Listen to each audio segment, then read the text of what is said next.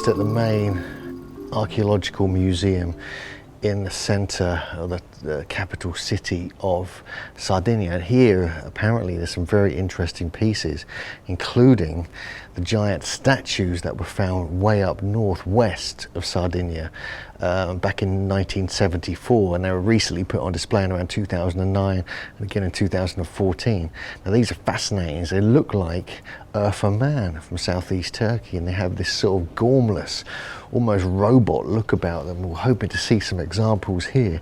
We already saw 2 examples actually in the airport, and so these have caused a sensation around Sardinia. They're like potentially 2000 BC, so 4,000 or more year old.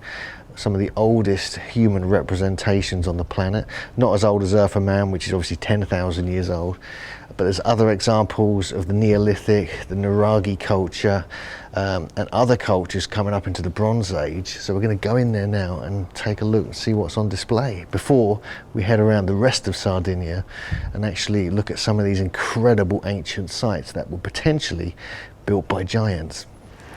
So just behind me here are 2 of the incredible statues that were discovered in 1974, first put on display and reconstructed really in 2014. Found in a place called Mont'e Prama, which is on the west sort of edge of Sardinia, which is a rich Neolithic area.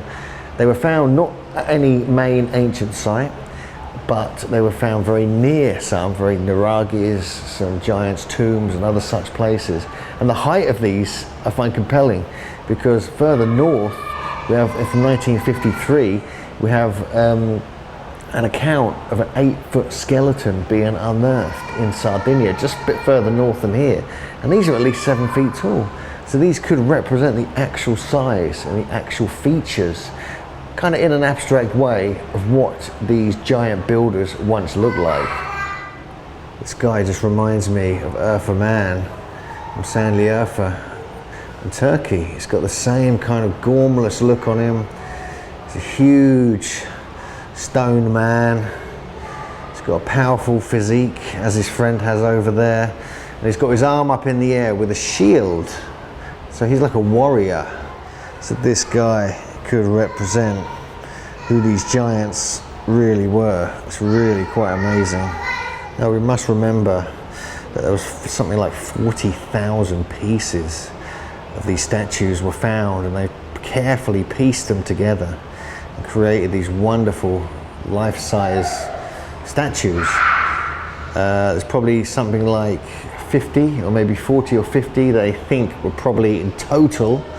So these were like smashed to pieces, they were buried. So these incredible statues were first found in 1974. In 1975, the first soundings were made by Alessandro Bedini, and you can actually see some of the official work that was carried out to excavate these.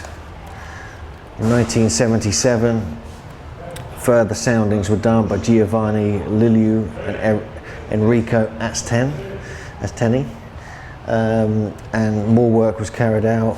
More work was done in December 77, more work was carried out, more were excavated.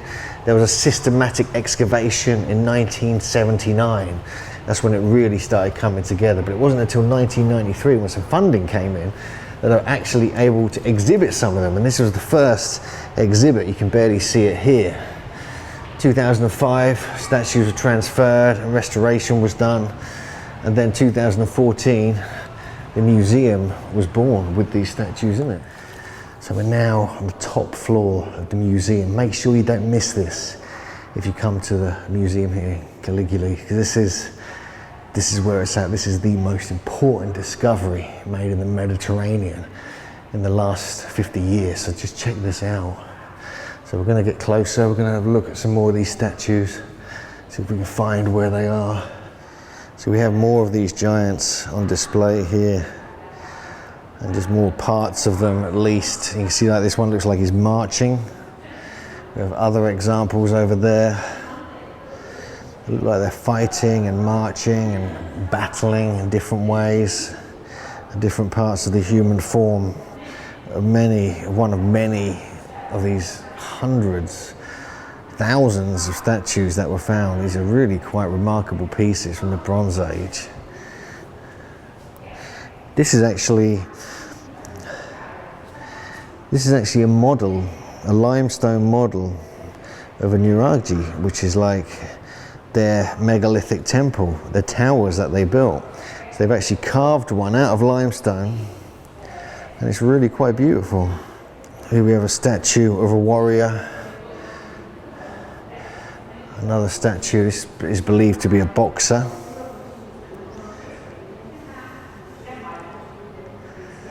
Maybe by his stance they could tell that.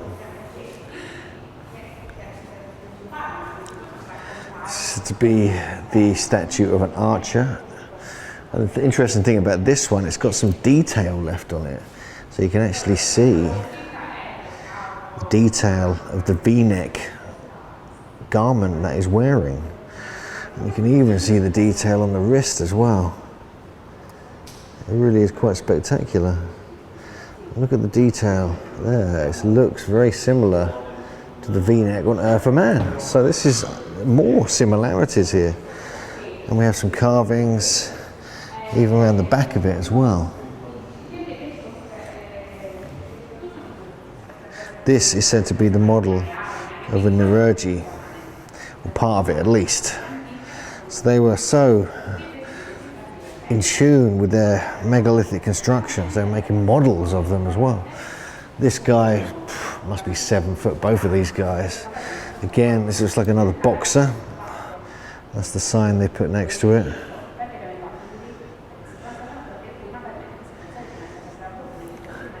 This again is another statue of a boxer.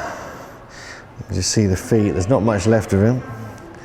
But they think this was the head, and you can see the arm going above the head here.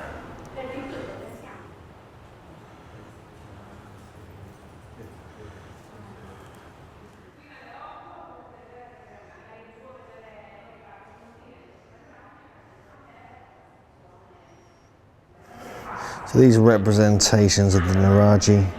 Here we have more warriors and boxers and things like this. This one has some detail on it as well, as you can see just there.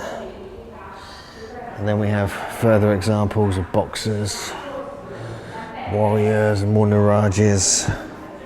This is interesting. I'm not sure exactly what this is.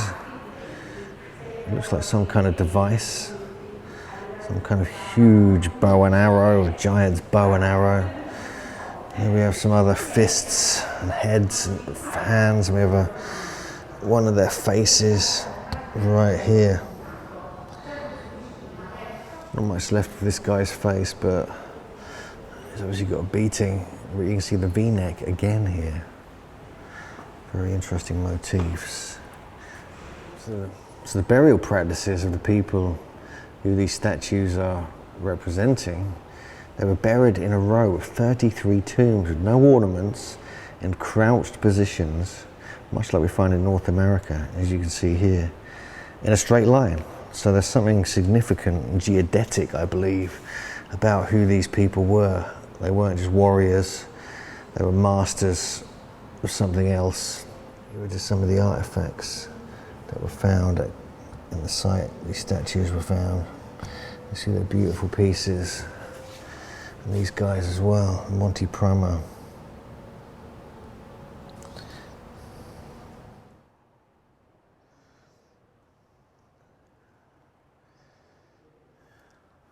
So we have some very strange and interesting called batials. These are like truncated cones that were found at Mont'e Prama, where these giant statues were found. No one's sure exactly what they're for, but they could represent something quite significant.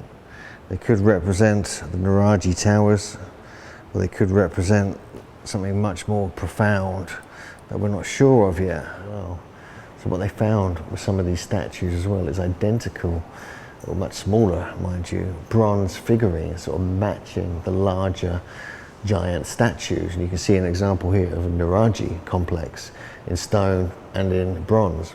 We see the same thing here.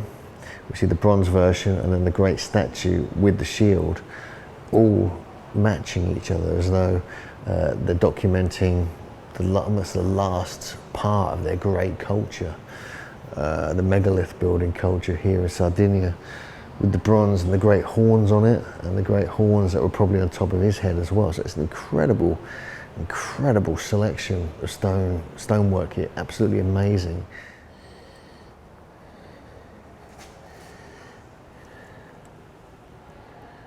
You've got the zigzag motifs, and you've got 3D animals on the side of this particular Nuraghe statue. It's absolutely insane. It's like, this just looks like it's a mixture of Fornox in Ireland and Göbekli Tepe in southeast Turkey. And then you've got this brilliant underneath here. Absolutely mind-blowing.